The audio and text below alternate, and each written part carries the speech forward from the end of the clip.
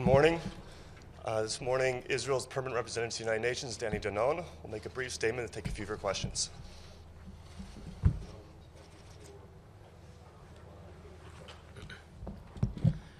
Good morning. Before I begin, I must address the events of this morning. A short while ago, 2 Patriot missiles were launched at a Syrian Sukhoi fighter jet that infiltrated into Israeli airspace. The IDF monitored the advance of the fighter jet, which infiltrated about 2 kilometers into Israeli airspace. It was then intercepted by the Patriot missiles. Israel warned Syria not to breach the 1974 Separation of Forces Agreement. Israel will not allow any violation of our sovereignty.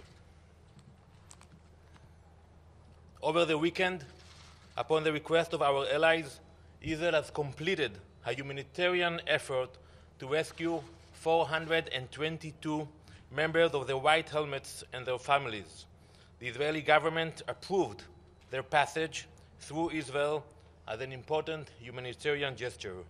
We would like to thank the countries that took part in this humanitarian operation. Israel will continue to provide humanitarian support such as food, medicine, and clothing, as it has since the earliest days of the war. In a few moments, members of the Council are going to talk once again about the Middle East. I'm sure you know that they will focus on Israel. If it truly wanted to improve the situation in the Middle East, the Security Council would take a page from the General Assembly and finally condemn Hamas. Last month, in the General Assembly, the US submitted an amendment that condemned the terrorist organization. The amendment passed by a vote of 62 to 58. You remember that. For the first time at the UN, a plurality of member states were in agreement that Hamas deserves condemnation. I hope we will hear about it today in the Security Council. Over the past few months, Hamas has expanded its activities not only in Gaza, but to Lebanon as well. Hamas has established missile and UAV factories in southern Lebanon. It has built training camps to teach thousands of Palestinian terrorists. It now collaborates with Hezbollah. We have warned the Council repeatedly of this development, but it has done nothing. Today, the Security Council will have another opportunity to condemn Hamas, the organization responsible for the suffering of Palestinians and Israelis alike. Thank you.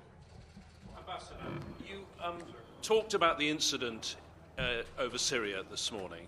Can we ask you about the wider context? Because there's been a deal done between your Prime Minister and President Putin, and that's then been endorsed by President Trump at Helsinki, and the world really doesn't know what the deal is. Can you explain more for us? I don't know about what deal you are referring. I can tell you one thing. Well, they've all referred to it. We will not allow anyone to breach our sovereignty.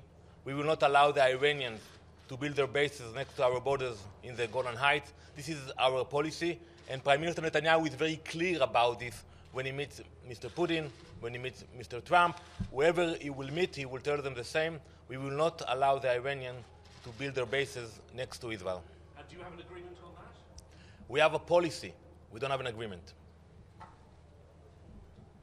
Mr. Ambassador, what's your response to the Syrian claim that the jet was in Syrian airspace and that Israel violated its airspace?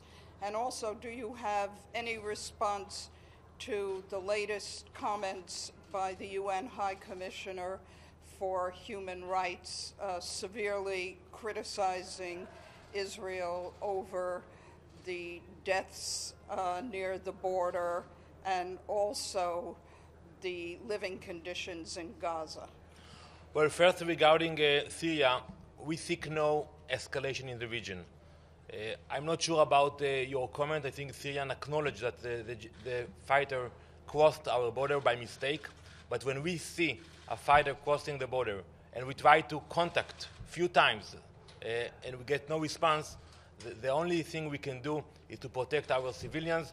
We cannot wait to see what are the real intentions of this fighter. That's what would any other country will do in a similar situation.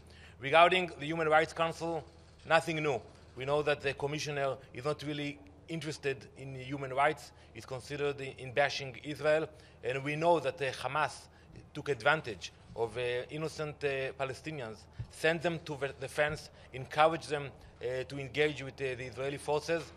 And we hope that we will not see those pictures again. Thank you very much.